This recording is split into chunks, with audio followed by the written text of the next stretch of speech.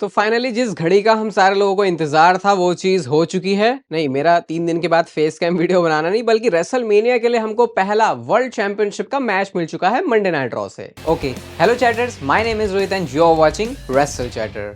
तो इस वीडियो में गाइस बात करेंगे आज है मंडे नाइट रॉ के शो के बारे में। सबसे पहले तो यार आप वीडियो को लाइक कर देना और बता देता हूँ कि मैं ज़्यादा तेज नहीं बोल पाऊंगा, क्योंकि वो बोलने की कोशिश करूंगा तो बहुत सारी खांसी आ जाएंगी, फिर शायद मैं रिव्यू भी पूरा रिकॉर्ड ना कर पाऊँ, तो बस उसको झेल लेना। आज रिव्यू वीडियो थी तो सोचा कि भाई इसको तो फेस कैम ही बनाते हैं, चाहे कुछ भी हो जाए। सबसे पहले जो शो की स्टार्टिंग है वो होती है जे ऊसो के साथ में, और जे ऊसो की अगर आप आज देखोगे ना, तो जैसे जे ऊसो की एंट्रेंस हुई तो उस टाइम पे उन्होंने बिल्कुल उनके ग्लास से जूम आउट किया ऐसे करके कि बिल्कुल वो वाइब वैसी दे अलग वाली, क्योंकि एकदम से पता नहीं कहाँ से वो अपने जो इलाके से निकल के आते हैं जे ऊसो, वैसा था। एंट्री वो करते हैं और भाई एंट्री के साथ आज फिर से वन मोर टाइम के चैंट लगे।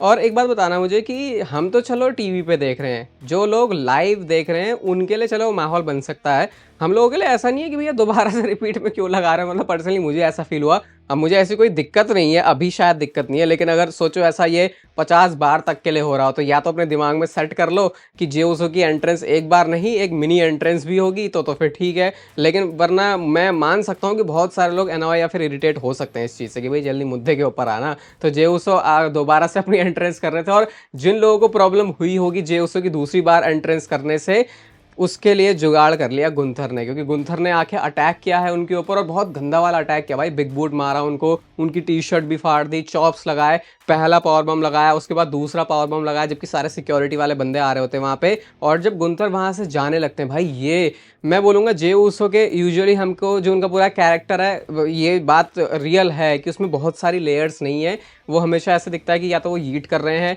या फिर लोग उनको पसंद कर रहे हैं, और उसमें भी कोई प्रॉब्लम नहीं है। हर कोई बंदा यूनिक हो सकता है अपने तरीके से, इसमें कोई प्रॉब्लम नहीं है कि भाई बंदे के अंदर अच्छा ऐसा क्यों नहीं है वैसा क्यों नहीं है। जैसे जो चीज़ आप रोमन रेंस में ढूंढोगे वो चीज़ आपको कोडी, ऐसा मतलब एग्जाम्पल के लिए जो चीज़ रोमन रेंस में है वो कोडी में नहीं है, जो चीज़ कोडी में है वो रोमन रेंस में नहीं है। वो होता है ना अलग अलग, हर कोई बंदा इसीलिए तो अलग होता है। तो मैं उस चीज़ के अगेंस्ट नहीं हूँ, मतलब बहुत सारे लोग तो उसके लिए रेल ही देते हैं बिल्कुल ही जे ऊसो को, लेकिन आज जे ऊसो ने कुछ यूनिक दिखाया है और ये बहुत सारे लोग अप्रिशिएट करेंगे। जब गुंतर वहाँ से जाने लगते हैं तो भाई उसके बाद जे ऊसो ने माइक लिया, और माइक पे उन्होंने क्या बोला उनकी लैंग्वेज में समझ में नहीं आया। देखो, या तो उन्होंने बोला कि मुझे ये पहले कह देना चाहिए था, या उन्होंने बोला कि मुझे शायद नहीं कहना चाहिए, पता नहीं उन्होंने क्या बोला। कहते हैं मी वर्सेस यू एट रेसलमेनिया। ये सुनते ही भाई गुंथर की तो और ज़्यादा झुलस गई। वो आते हैं उनको मारने के लिए, लेकिन भाई जे ऊसो ने जो फाइट बैक दिखाई है, ये वो चीज़ है जो कि बहुत सारे लोग बोलते हैं कि जे ऊसो के अंदर मिसिंग है, और आज उन्होंने वो दिखाया। जैसे आके वो गुंथर को मार रहे हैं, मतलब पहले तो एप्रन पे ही मारा, उसके बाद आउटसाइड डाइव भी उन्होंने लगा दी। ये मुझे जो कैरेक्टर, मतलब जो उन्होंने जो ये चीज़ दिखाई जे ऊसो ने, वो मुझे बहुत ज़्यादा बढ़िया लगी। और लगा कि भाई जे ऊसो सिर्फ ऐसा बंदा नहीं जिसको जाके तुम कुछ भी बोल दोगे, वो ठीक है, शांत है, अच्छा बालक है, वैसा आज कुछ भी जे ऊसो ने अपने कैरेक्टर से दिखाया नहीं है। और इस तरीके से हमको रेसलमेनिया 41 का अपना पहला मैच मिल चुका है वर्ल्ड हेवीवेट चैंपियनशिप के लिए। जे ऊसो चैलेंजर उतरेंगे अगेंस्ट चैंपियन गुंथर। और जो ग्राफिक भी है, आप बताना आपको कैसा लगा है रेसलमेनिया 41 का।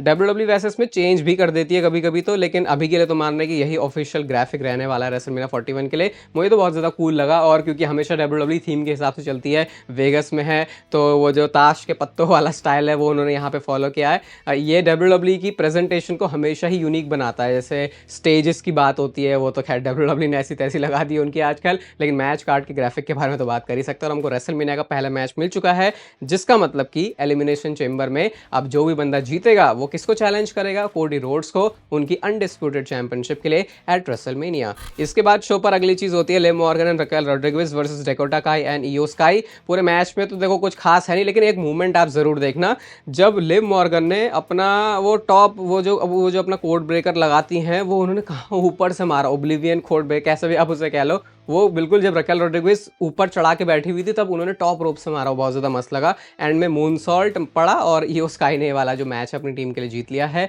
अगर आपने नोटिस किया हो तो डेकोटा काई आज वापस आई हैं। अगर आप नोटिस नहीं कर पाए तो फिर आप सोच लो कि या तो विमेंस डिवीजन में आपका इंटरेस्ट नहीं है, या फिर विमेंस डिवीजन में सारा का सारा काम ही थकेला है। इसके बाद शो पर नेक्स्ट चीज़ होती है बेली वर्सेस लायरा वाल्किरिया के बीच में एलिमिनेशन चेंबर का क्वालिफाइंग मैच। और ये वाले मैच में लायरा वाल्किरिया भले ही चैंपियन है, लेकिन बेली को आगे एडवांस करना था, चेंबर मैच में डालना था। हालांकि बेली ने कोई ऐसा बिल्कुल सेटिस्फैक्ट्री पिन तो नहीं बोलेंगे कि फिनिशर लगा के मारा हो, लेकिन मैच वो जीत गई और वो एलिमिनेशन चेंबर मैच में उतरने वाली हैं। इसके बाद शो पर हमको आज दिखते हैं the phenomenal one AJ Styles, और इस चीज़ के लिए मैं बहुत ज़्यादा एक्साइटेड था क्योंकि इस बंदे के साथ कुछ अच्छा होना चाहिए। इसकी हम जो है दुआएं WWE दुआएं मांगते रहते हैं, हम प्रे करते रहते हैं कि भी कुछ तो करो इसके साथ। ट्रिपल एच ज़्यादा बहुत सारे लोगों को भाव दे नहीं रहे, तो उसके अंदर शिकार एक एजे स्टाइल्स भी बने हुए हैं। एजे स्टाइल्स आते हैं और कहते हैं भाई क्या मेरा दिल धड़क रहा है, ये तो मेरी छाती से निकल के ही बाहर आ जाएगा। अपनी स्टोरी बताते हैं वो कि 4 महीने पहले वो आए थे, उनको अभी बहुत सारी चीज़ें प्रूव करनी थी, लेकिन वो अपने करियर को जहाँ ऊपर ले जाने के बारे में सोच रहे थे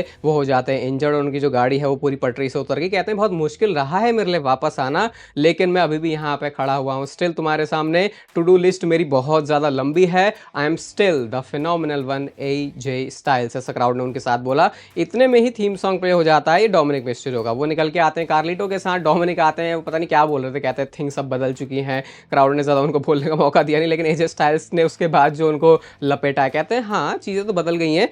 दिख नहीं रहा मुझे डेमन प्रीस्ट कहाँ पर है, दिख नहीं रही मुझे रिया रिप्ली कहाँ पर है, कि वो बाद में रे मिस्टीरियो उनको ये भी कह रहे थे कि तू रहने तो हमेशा वाला है रे मिस्टीरियो का पंक एस किड, ये करके फिर उनकी भी वो जो है झुलस की बहुत ज़्यादा मारा मारी हो जाती है इनके बीच में। लेकिन एंड में फिनोमिनल फोर आर्म हमने पढ़ते हुए देखा एजे स्टाइल्स की तरफ से, जो कि उन्होंने मारा था कार्लिटो को। और इसके बाद बैक स्टेज जाके ये भी पता चल गया कि इनका जो मैच है वो होने वाला है नेक्स्ट वीक के लिए, और एक ऐसा फेस टू फेस ऑफ हमको बैक स्टेज से दिखता है जिसको देख के भाई जैसे खाने टेस्टी खाने को देख के लार टपकने लगती है, वैसा ही कुछ मेरे साथ तो हुआ भाई। ब्रॉन ब्रेकर खड़े होते हैं एजे स्टाइल्स के सामने, और ये शायद टीज करा जा रहा है फ्यूचर के लिए इनका इंटरकॉन्टिनेंटल चैंपियनशिप के लिए मैच। इवन ये तो उस लेवल का मैच है कि WWE इसको रेसलमेनिया में जाके बुक कर सकती है, तो देखते हैं फिर WWE आगे इसको कैसे प्रोग्रेस करेगी। और ब्रॉन ब्रेकर को भी अगर एक तगड़ा बंदा चाहिए, ज़्यादा कोई ऑप्शन है नहीं, ज़्यादा कोई ऑप्शन है नहीं का मतलब ये नहीं कि एजे स्टाइल्स कोई बैकअप वाली चीज़ है, लेकिन अगर कोई बहुत पुराना सा प्लान WWE का नहीं है, एजे स्टाइल्स को भी बढ़िया फीचरिंग चाहिए रेसलमेनिया में, तो भाई ये बहुत रेसलमेनिया के हिसाब से मेरे लिए तो अच्छा मैच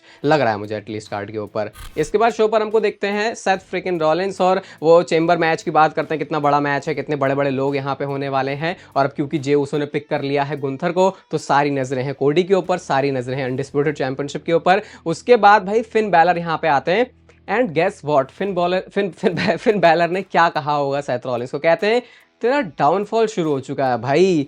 फिन बैलर, तुमको जब बैक स्टेज बताया गया कि ये वाली तुम्हें लाइन बोलनी है या तुम लाइन खुद से लेके आए हो, क्या खुद के अंदर तुमने जरा सा भी झांका, थोड़ी सी भी शर्म आई ये बात बोलने में कि तुम सेथ रॉलिंस को बोल रहे हो तुम्हारा डाउनफॉल? भाई तुम्हारे साथ क्या हो रहा है? मेरे को बहुत ज़्यादा फनी ये लगी लाइन, और जिस एक्सप्रेशन के साथ फिन बैलर ने बोली, जो उनको लगा ओ भाई क्या लाइन मैंने बोली है, भाई बहुत ज़्यादा स्टूपिड। ऑब्वियसली इसमें फिन बैलर की कोई गलती नहीं है, लेकिन फनी ये है कि यार ये लाइन किसी को भी दे देते सूट कर जाए। अभी डोमिनिक के ऊपर शायद सूट कर जाती है क्योंकि उससे एक्सपेक्टेशन भी थोड़ी है इतनी, लेकिन फिन बैलर ने जैसे बोला सेथ रॉलिंस को डाउनफॉल हो गया, भाई मुझे तो बहुत ज़्यादा हंसी आई है। उसके बाद वो बता रहे क्यों डाउनफॉल हो गया, पंक से हार गया, रॉयल रंबल हार गया, अब मेरे पास कितना छोटा सा चैलेंज है, देख सेथ रॉलिंस तू खड़ा है बस मेरे सामने, फिर मैं एलिमिनेशन चेंबर जीत जाऊंगा, फिर मैं रेसलमेनिया में चले जाऊंगा, फिर मैं वर्ल्ड चैंपियनशिप के लिए मैच जीत जाऊंगा। भाई साहब फिन बैलर इतना आसान नहीं होता है, अगर इतना आसान होता तो फिर अभी तुम्हारी स्टोरी इस रोड टू रेसलमेनिया में कुछ अलग ही लेवल पर चल रही होती। इसके बाद सेथ रॉलिंस कहते हैं देख यार एक चीज़ तो बिल्कुल फिक्स है, कॉमन है, कि जब भी दोनों हम रिंग में होते हैं हम एक तगड़ा वाला शो देते हैं,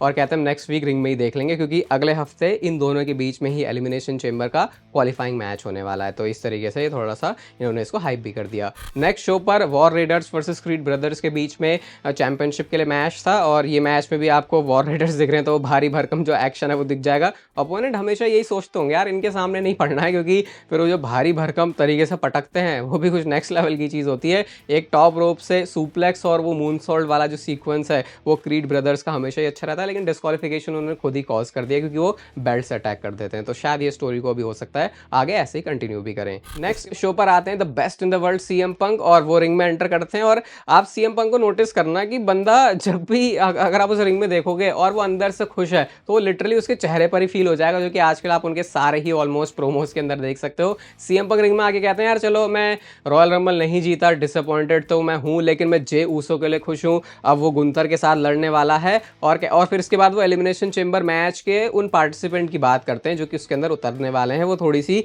छिल देते हैं जॉन सीना की, कहते हैं चलो वो बंदा लेजेंड है, अपने लिए वो जो शॉट्स है उसको कॉल कर सकता है, लेकिन जॉन सीना इस बार मैं हल्का हाथ बिल्कुल भी नहीं रखने वाला तेरे ऊपर, चेंबर में बहुत बुरी तरीके से मैं तुझे बजाऊंगा। उसके बाद वो जो है कचरा कॉल करते हैं ड्रू मैकिंटायर को, कहते हैं कि ये भी बंदा होने वाला है और वो उनकी तो आपको पता है अनफिनिश्ड बिजनेस अब सदियों सदियों के लिए ही रहने वाला है। थोड़ा सा याद भी दिला देते हैं वो ड्रू मैकिंटायर को, कहते हैं हेल इन अ सेल में मैंने तुझे बजाया था, अब सोच चेंबर में मैं तेरे साथ क्या करूंगा। कहते हैं इतना ज़्यादा कॉन्फिडेंट तो मैंने कभी भी फील नहीं किया। रेसलमेनिया 41 सिर्फ एक ही बंदे को बिलोंग करता है और वो है CM पंक। ऐसा जैसे उन्होंने बोला लोगन पॉल का जो म्यूजिक है वो हिट हो जाता है और जो डोमिनिक मिस्टीरियो को बूज मिलते हैं, जो ट्रीटमेंट मिलती है, सिमिलर आज हमने वो लोगन पॉल के लिए भी देखी है। वो थोड़ा सा मजाक भी उड़ाए थे CM पंक के नेम का, कहते थोड़ा बढ़िया सही नाम रख लेता, नाम तो मेरे पास है लेकिन मैं शायद वो यहाँ पे बोल नहीं पाऊंगा। लोगों से ही वो सवाल पूछते हैं कि यार तुम मुझे बू करते हो, तुम इसको चीयर करते हो। वो मजाक उड़ा देते हैं उनकी उस वाले प्रोमो का जो कि उन्होंने केविन ओवेंस के सामने बोला था कि मैं कभी एटलीस्ट लोगन पॉल से तो नहीं आ रहा। फिर वो याद दिलाता भाई क्या बोला था तूने, देख एलिमिनेट मैंने कर दिया तुझे रॉयल रंबल में।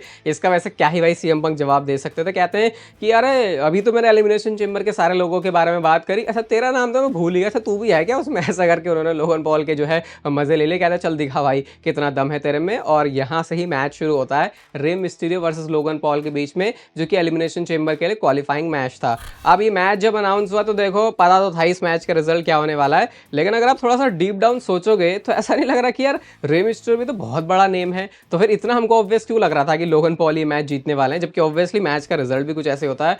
छोटा मैच था, काफी रश्ड तरीके से मुझे एंडिंग लगी है मंडे नाइट रॉ की। थोड़ा सा इसको भाई थोड़ा टाइम और ले सकते थे। मल्टीपल 619 के अटेम्प्ट्स यहाँ पे होते हैं, फाइनली जब उन्होंने हिट किया तो फिर वो स्प्लैश नहीं पूरा हो पाया। और भाई आज तो कुछ अलग तरीके से उन्होंने मैच को फिनिश किया। अपना पहले वो जो वन लकी पंच है टाइटेनियम के साथ वो मारा, और उसके बाद जो उन्होंने वो ड्राइवर सा लगाया ऐसे घुमा के ऐसे उल्टा करके फिर जो DDT मारी, वो आई थिंक रे मिस्टीरियो के लिए कुछ अलग से कस्टमाइज करके लेके आए थे वो फिनिशर। क्वालिफाई कर लिया उन्होंने चेंबर के लिए। तो यार अभी वीडियो रिकॉर्ड करते करते मैंने ये देखा कि भाई लास्ट में तो न्यू डे वालों ने भी आके मारा है और WWE ने लिटरली 3 सेकंड का टाइम दिया इसको। और जो मैं बोल ही रहा था वीडियो में रिव्यू में अभी कि काफ़ी रश्ड एंडिंग लगी, पता नहीं किस वजह से था ये, लेकिन नेटफ्लिक्स वालों की भी फ्रीडम मिल नहीं रही क्या पूरी, जो भी बड़ा अजीब सी एंडिंग दी है आज के शो को। यार वैसे मैं 3.75 स्टार की रेटिंग दूंगा, ऐसा नहीं कि शो बेकार था, बट 3.75 ठीक है। मतलब अब देखते हैं आगे चेंबर जैसे जैसे नजदीक आता तो रॉ में क्या सिस्टम रहता है। वैसे तो काम तो मंडे नाइट रॉ बढ़िया ही कर रहा है। बाकी आपको वीडियो अच्छी लगी तो इसे लाइक कर दो,